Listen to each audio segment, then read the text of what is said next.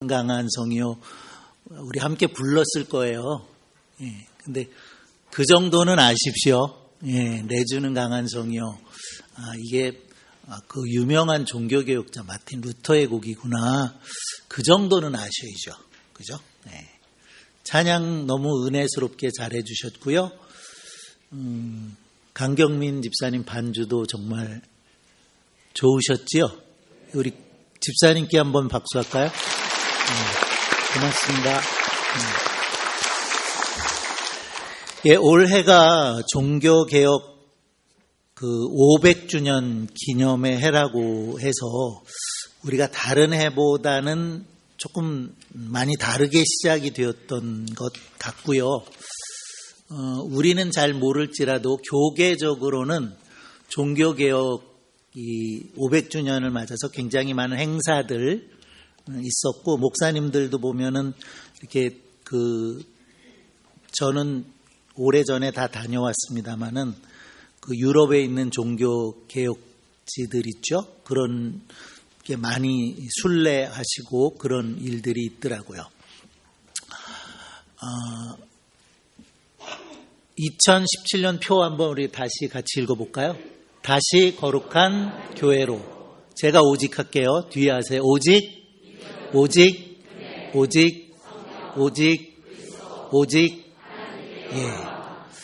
이것도 좀 기억을 해주시면 좋고, 그냥 기억만 해주시면 좋겠습니다. 교회는 예수 그리스도를 구주로 믿고 고백하고 따르는 사람들의 모임이죠. 공동체. 좋습니다. 공동체를 가리켜서 우리가 교회라고 얘기하는데, 그 교회는 크게 두 가지로 우리가 생각을 해볼 수가 있겠어요. 질문 하나 드려볼게요. 가장 첫 번째 교회가 어느 교회죠? 초대교회인가요? 예루살렘 교회죠. 예루살렘 교회. 장소는 마가의 다락방이었고요. 교회가 생겨날 수 있었던 이유는 예수 그리스도께서 십자가에 죽으시고 부활하시고 그것을 목격했던 사람들이 모여서 기도하는 가운데 약속하신 것 오신다, 성령이 오신다, 보혜사가 오신다라고 하신 말씀처럼 예수님 부활하시고 승천하시고 그리고 오순절에 성령 임하셨죠. 마가의 다락방에 성령 임하시고 그 임하심을 통해서 교회가 이렇게 생명체처럼 생겨난 거죠. 교회가 학교하고 다르죠. 교회가 회사하고 다릅니다. 교회가 세상의 어떤 기관하고 달라요. 교회는 그래서 조금 어려운 표현이지만 유기체다, 그런 표현을 쓰죠. 자, 어쨌든 교회는 예루살렘 교회로부터 출발이 됐다는 말씀을 드리고 싶은 거고요. 지금의 교회는 크게 두 가지로 이야기할 수 있다 그랬는데 더 여러 가지로 얘기할 수 있습니다만은 두 가지만 있다고 생각을 해볼게요. 어떤 교회가 있죠? 성경이 구약 성경 있고 신약 성경이 있는 것처럼 교회도 요즘은 그렇게 잘 표현하지 않는 것 같아요. 구교가 있고 신교가 있어요. 그러면 우리는 구교입니까? 신교입니까? 우리는 신교지요. 조금 더 정확하게 설명하면 개신교라고 그래요. 그래서 Reformed Church 그러죠. 폼이라는 얘기는 폼 잡지 마 뭐 이런 거 하잖아요. 우리가 그 폼이고, 리는 다시 폼을 잡았다라는 이런 의미가 있는 건데, 그래서 개신교라고 하는 이름을 우리는 사용하고 있고요. 또 그 개신교 안에도 많은 교파들이 있죠. 개신 새롭다는 얘기인데요. 그러면 구교는 우리가 뭐 성당이라고 하는 그런 표현을 쓰기도 하지만 더러는 영어로 그냥 표현하면 캐토릭 혹은 뭐 카톨릭 교회다 이렇게 표현을 해요. 그런데 그게 정확하지 않아요. 캐톨릭이라는 영어 단어의 뜻은 뭐냐면은요, 정통이라는 거거든요. 정통. 그러니까 그냥 천주교회, 우리 천주교회라고 그러니까 천주교회를 캐토릭 교회다 그러면 거기는 정통이고 우리는 뭐가 되는 거예요? 우리는 정통이 아닌 게 되는 거예요. 잘 들으세요. 예. 그렇죠? 천주교 보고 캐토릭이다, 카톨릭 교회다 그러면 여긴 정통교회야 그러는 거고 우리는 정통이 아니다. 그런 얘기가 되는 거거든요. 그러니까 요즘은 그런 표현을 잘 쓰지 않지만 옛날에는 천주교에서 자기들은 우리를 향해서 열교다 그랬어요. 열교. 그러니까 부족하다는 거죠. 그래서 천주교는 정확히 표현하려면 로만 캐토릭 그래야 돼요. 아셨죠? 다음부터 그냥 캐도릭 그러지 마세요. 그렇게 얘기하면 거기는 정통이고 우리는 정통이 아니다. 그런 의미가 되기 때문에 로만 캐토릭이라고 영어로 쓰시든지 아니면 천주교다라고 하시든지 그렇게 얘기를 하셔야 됩니다. 자, 오늘 시작이 조금 골치 아파졌는데요. 교단적으로도 천주교에 대해서 정확한 정리가 없어요. 개신교 전체에서도 천주교에 대한 정확한 그 어떤 정의를 내리는 것이 없습니다. 그래서 어떤 문제들이 발생하냐면은 어떤 목사님들은 천주교를 이단이라고 그래요. 천주교 이단입니까? 머리 끄떡인 분이 한 분 계셨어요. 쉽게 얘기할 수 없는 부분이지만 이단성이 많이 있어요. 이단성이 많이 있어요. 왜 이단성이 많이 있냐면 우리의 믿음의 근본은 표준은 오직 성경이죠. 오직 예수이고 오직 성경인데 천주교 로만 캐토릭을 보면 성경을 완전한 표준으로 가지고 있지 않다는 거예요. 그리고 엄밀하게 말하면 우리가 가지고 있는 성경하고 천주교가 가지고 있는 성경하고 달라요. 더 많아요. 우리가 외경이라고 하는, 그러니까 예를 들면 뭐 복음서도 또 외경이 있고 위경이 있고 이렇게. 네, 그렇습니다. 우리 저 기절하신 분 한 분 계세요. 예, 어쨌든 무슨 말씀을 드리려고 하냐면 너무 얘기가 장황해졌는데 간단하게 설명을 해볼게요. 성령 강림하시고 예루살렘 교회 생겼죠. 그리고 우리가 지금 역대기 열왕기 읽고 수요일 날 베드로 전서 읽고 있거든요. 교회가 이제 역사적으로 쭉 오면서 처음에는 유대교인들이 교회를 박해했어요. 사도 바울도 예수님 다메섹 도상에서 만나기 전에 교회를 박해하는 사람 중에 하나였죠. 그런데 나중에는 누가 교회를 박해하냐면 로마 제국, 그렇죠? 그 당시가 로마 제국이 통치하던 때였기 때문에 로마 제국의 네로 황제가 그 AD 64년 주후 64년경에 그 로마 대화재 사건을 계기로 해서 교회와 기독교를 박해합니다. 그게 언제까지 가냐면 313년까지 가요. 300년어간 교회는 로마 정부로부터, 로마 제국 그 정부로부터 말할 수 없는 핍박을 받고 수많은 사람들이 순교를 하게 되지요. 그런 시대를 보냅니다. 많은 황제들이 교회를 핍박을 했었어요. 그러다가 313년에 신앙적인 이유라기보다는 정치적인 이유에서 콘스탄틴 대제라고 하는 로마의 황제가 기독교를 공인하는 그런 칙령을 하나 내립니다. 밀라노 칙령이라고. 세계사를 공부하셨으면 기억하실 거예요. 예. 그러면서 이제 박해가 끝나게 되어진 거죠. 박해가 끝나게 되면서 기독교도 여러 종교들처럼 신앙을 해도 된다. 그러니까 신교의 자유를 준 게 밀라노 칙령이에요.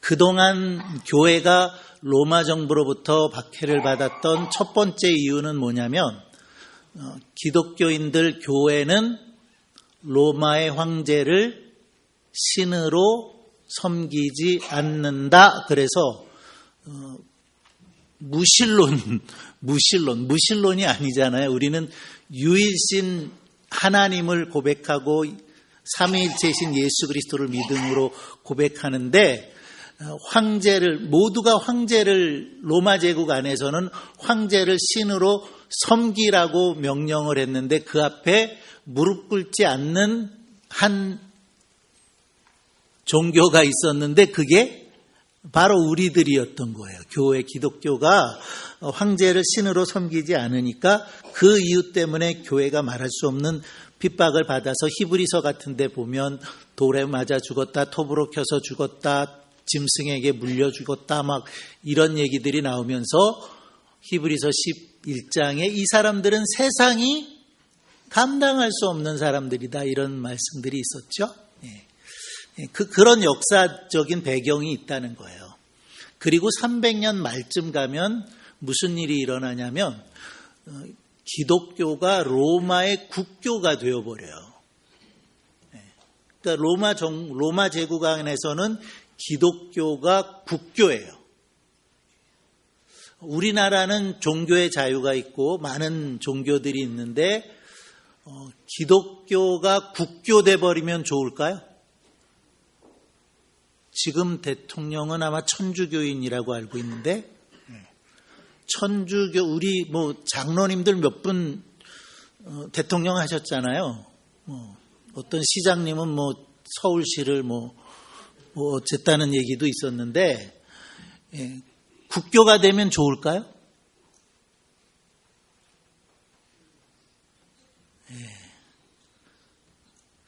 자, 국교가 됐어요. 어쨌든 300년 말에 로마의 국교가 됐고 이제 그것이 중세 종교 개혁 시대까지 그냥 많은 사건들이 있지만 그냥 같다고 본다고 그렇게 간단하게 역사를 정리해 보면 국교가 되면서 교회는 타락했어요.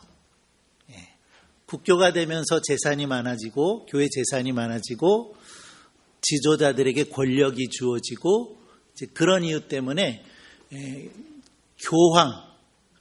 교황이 있죠. 로만 캐토릭의 천주교인 교황이 있는데 어떤 시대는 교황이 힘이 황제들보다 더 강해요. 자, 이런 말 있죠. 절대 권력은 뭐한다?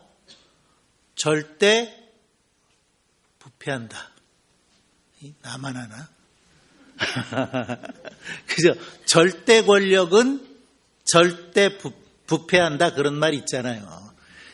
그 국교가 되면서 교회가 세력을 갖고 물질적으로 풍요롭고 권력을 갖고 세상의 정치를 움직이고 이러면서 교회가 부패하게 된 거예요. 어느 정도 부패를 했냐면 이제 그 부패한 거에 대해서 아까 384장이었죠. 그 내주는 강한 성요를 작곡하고 작시한 그리고 종교 개혁자 중에 한 분인 마틴 루터가 독일 사람이거든요. 비텐베르그 예배당에 95개 조항의 반박문을 우리로 말하자면 대자보처럼 써서 붙였다는 거예요. 이제 그리고 그 역사에 대해서는 루터가 한번 이런 95개 조항을 우리 한번 토론해 봐서 이게 진실인지 뭔지 밝히자 이렇다고 여지껏 알아왔는데 최근에 어떤 분의 얘기를 들었더니 그게 아니고 루터가 그 당시에 대학교 교수였는데 이런 내용들을 이번 학기에 공부한다라고 95개 조항을 썼다. 그분은 또 그렇게 주장을 하시더라고요. 어쨌든 그중에 가장 중요한 내용이 면죄부라는 것에 대한 내용이었어요. 자, 그 면죄부라는 것은 말 그대로예요. 죄를 면하게 해준다는 거죠. 면죄부에 대한 이제 반박을 하게 됐는데 이 교리도 우리에게는 없어요. 우리는 천국과 지옥만 있다고 믿죠. 그런데 천주교는 연옥이 있다고 믿어요. 그래서 면죄부를 팔아서 연옥에 있는 부모님이나 자녀나 를 천국으로 보낸다는 거예요.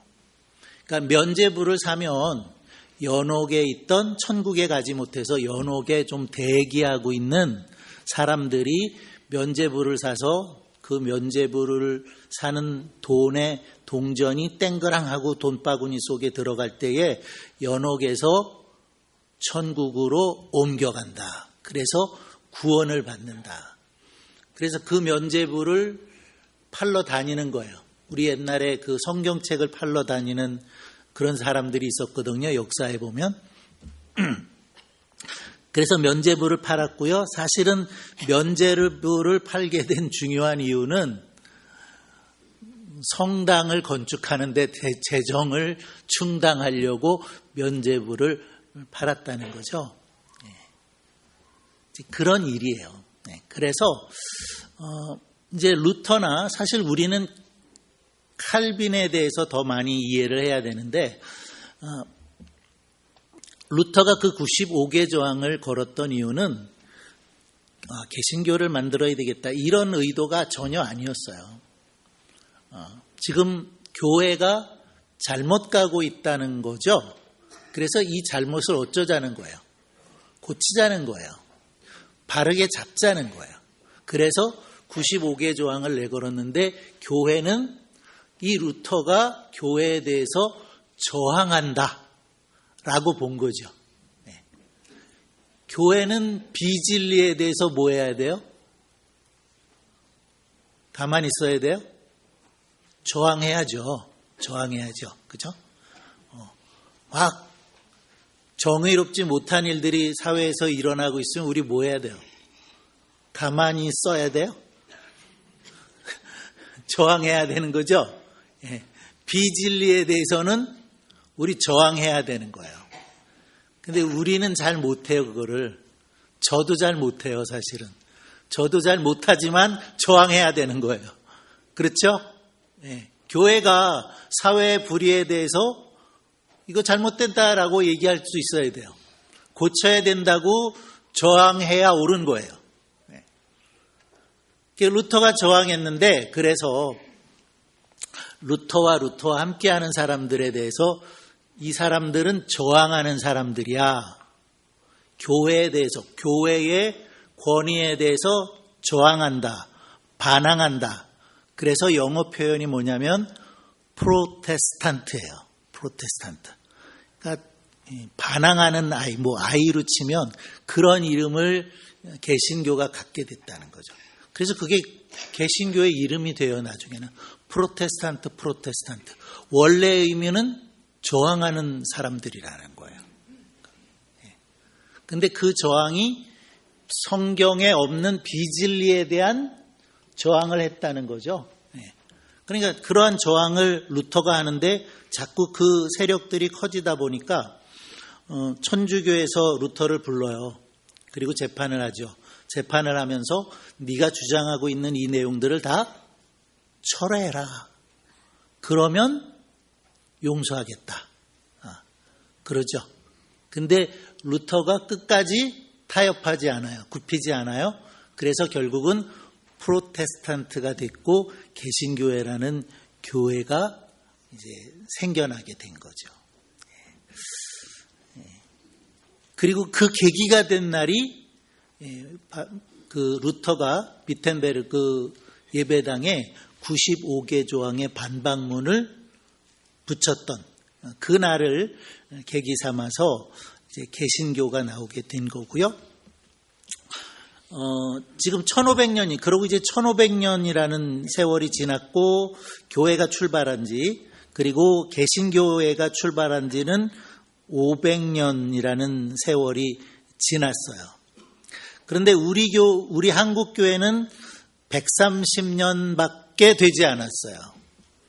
그런데 많은 분들이 그렇게 얘기해요.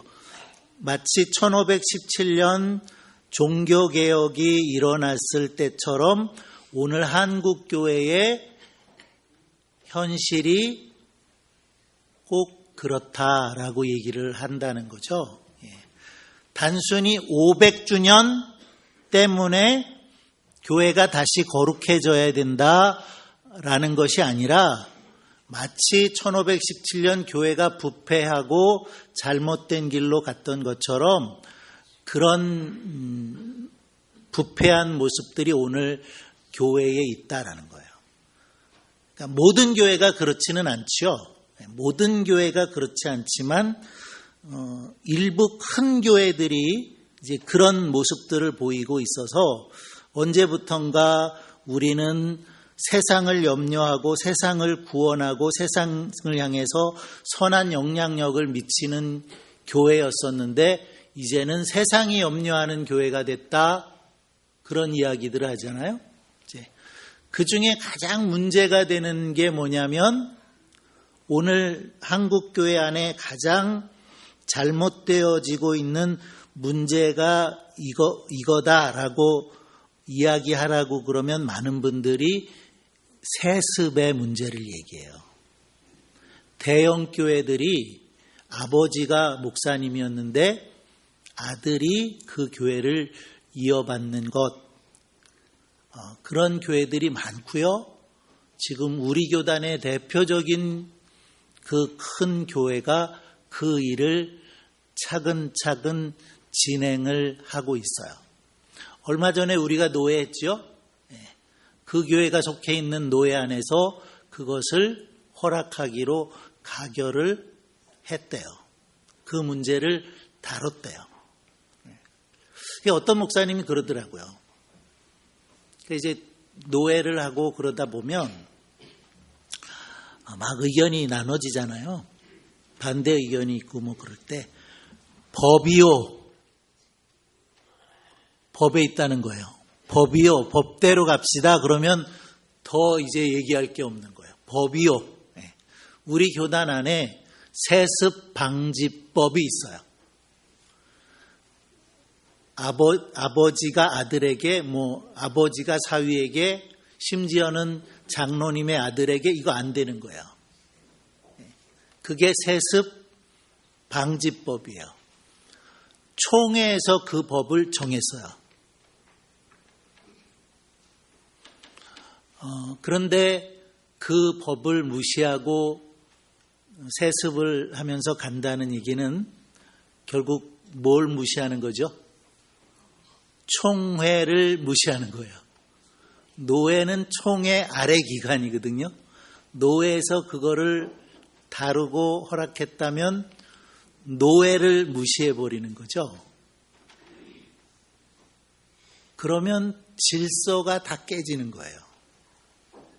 그래서 앞으로 이것이 그 교회에서 실제로 일이 처리된다면 우리 교단 안에 굉장히 큰 문제가 되지 않을까 그런 생각이 들어요. 기도해야 될 일인 것 같아요. 자, 예를 들면 그런 문제들이 있다는 거죠. 사람이나 혹은 역사나 시간이 흐르면 변합니다. 사람도 변하죠. 쉬운 예를 들면 늙어요. 그죠?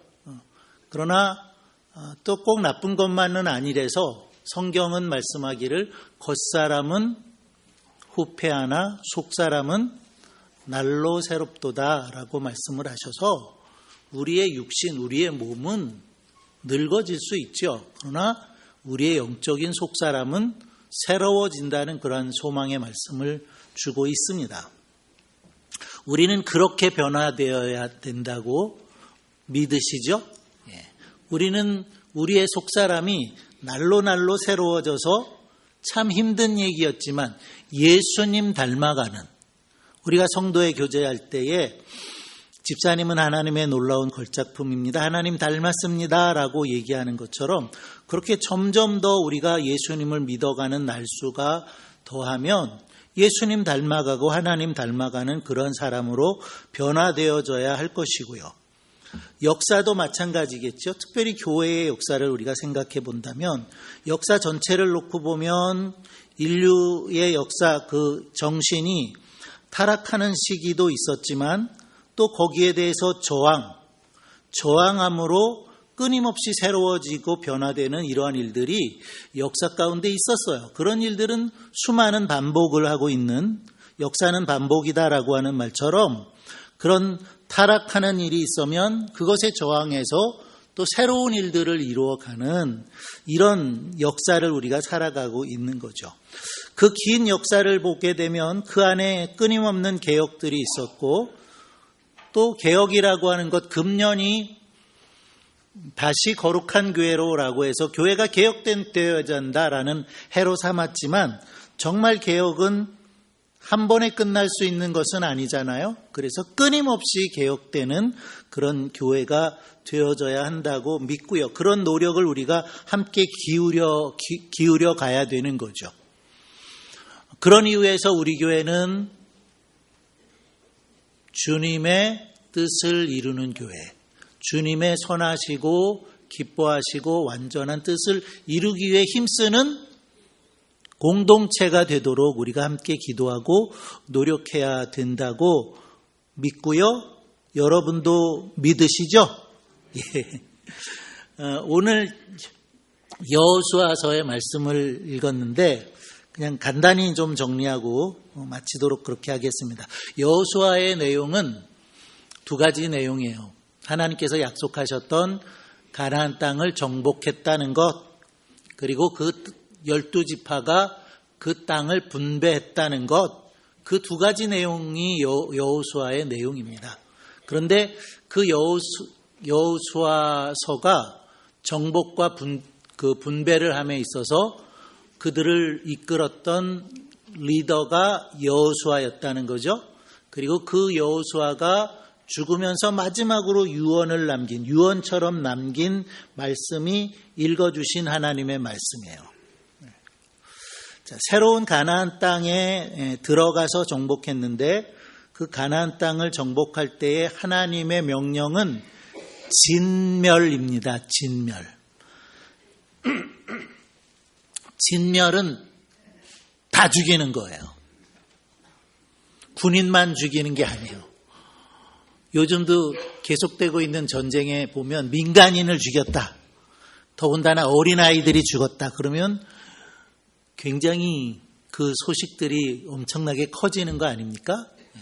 군인을 죽인 게 아니라 민간인, 더군다나 어린아이를 죽였다라고 하면 심각한 문제가 되는 내용인데 하나님께서 명령을 주셨는데 남녀노유를 막론하고 심지어는 짐승까지 진멸하라 그러셨다는 거예요. 제가 여러 번 말씀드렸죠. 그 진멸은 뭐라고요? 그 진멸은 하나님의 심판이에요. 심판. 그래서 이미 오래전에 레위기를 주시면서 레위기 18장에 가서 보면 그들이 얼마나 가증한지, 얼마나 더러운지, 얼마나 음란하고 타락되었는지 땅이 토해낸다 그랬어요. 네. 성경에 보면 물고기가 토해낸 사람이 있어요. 네, 요나예요.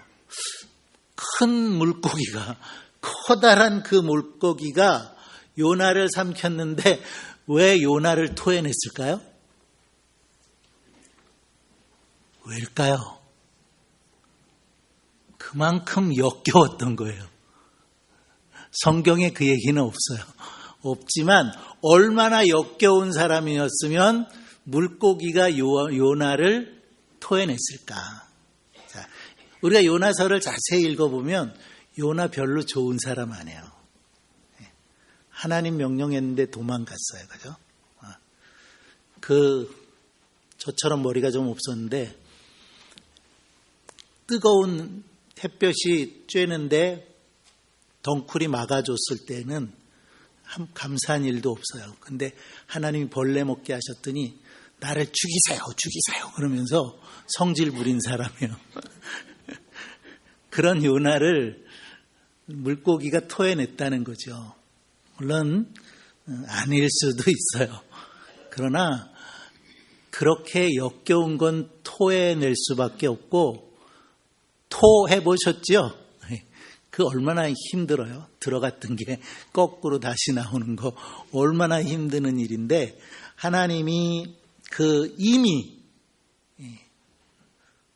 가나안 땅을 정복하기도 전에 그 땅의 원주민들은 땅이 토해내는 사람들이다, 그렇게 말씀하셨다는 거죠. 그러면서 오늘 여호수아를 통해서 주시는 말씀은 너희들도 토할 수 있다. 너희들도. 그 땅이 너희들도 토할 수 있다. 너희들이 하나님을 온전히 섬기지 않고 하나님을 향한 마음을 가지지 않고 우상들을 섬기고, 우상을 섬기는 일은 꼭 무엇과 관계가 있냐면요, 음란과 관계가 있어요. 음란이에요. 우상을 섬긴다는 것 자체가 음란이고, 하나님께도 음란이고, 우상을 섬기는 일 안에 음란이 있고, 그런 거죠. 그래서 여호수아를 통해서 하나님께서 이렇게 말씀을 하신 겁니다. 이제 너희 중에 있는 이방신들을 치워버리고 너희의 마음을 이스라엘의 하나님께로 향해라. 우리가 역대기를 읽으면서 이미 여러 번 왕들의 종교개혁을 함께 나눌 수 있었는데, 그때 왕들이 한 일이 뭡니까? 우상들을 찍어버리는 일이었어요. 산당을 없애버리는 일이었죠. 그런 일들을 했다고 말씀되고 있는데, 자, 오늘 우리에게 있어서 그런 눈에 보이는 우상을 섬기는 사람들은 우리 교회 안에는 없을 거예요. 그죠? 그런데 사도 바울은 이런 말씀을 합니다. 그러므로 땅에 있는 지체를 죽이라. 곧 음란과 부정과 사욕과 악한 정욕과 탐심이니 탐심은 우상 숭배니라. 사도 바울이 지적하는데요, 오늘 우리에게 있어서는 우상 숭배가 탐심이라고 말하고 있다는 거예요.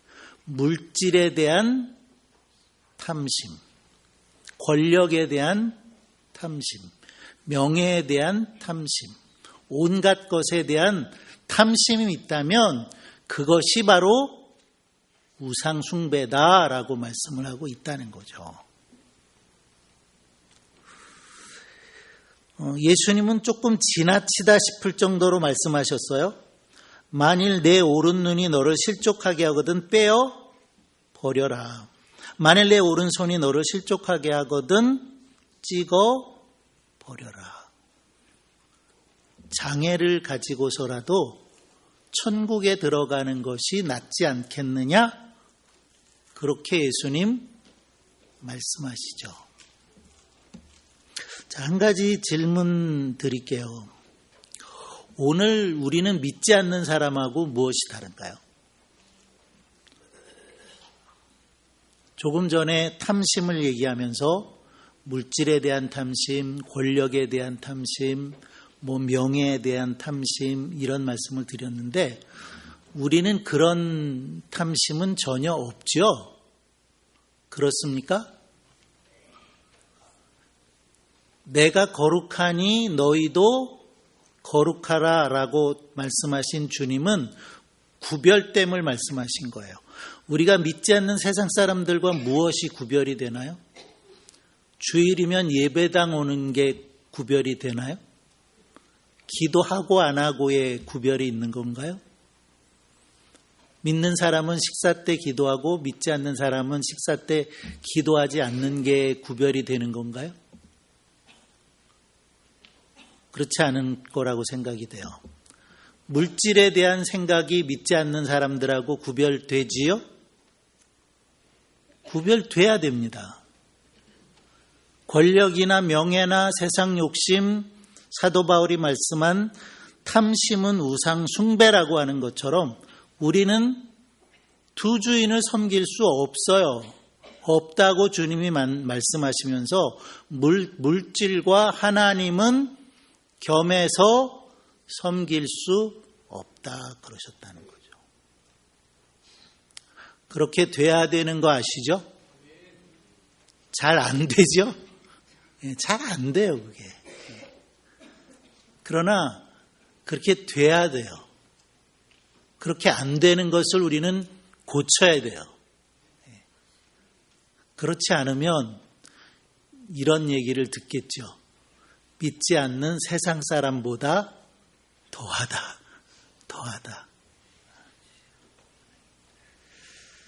자, 오늘 종교개혁 500주년 기념주일을 맞아서 하나님께 예배하는 우리들, 우리의 생각 속에 혹은 우리의 삶 속에 고쳐야 될 것 아마 다 다를 수 있을 거라고 생각이 돼요. 버려야 할 것, 성경에서 찍어버리라고 말씀하시는 것, 정말 너무 역겨워서 토해야 할 것들이 있다면 그런 것들이 제거되는, 그런 것들을 정말 쓰레기처럼, 분토처럼 버리는 우리들이 되기를 바랍니다. 기도하겠습니다. 하나님 아버지 은혜를 감사합니다. 오늘 종교개혁 500주년의 해를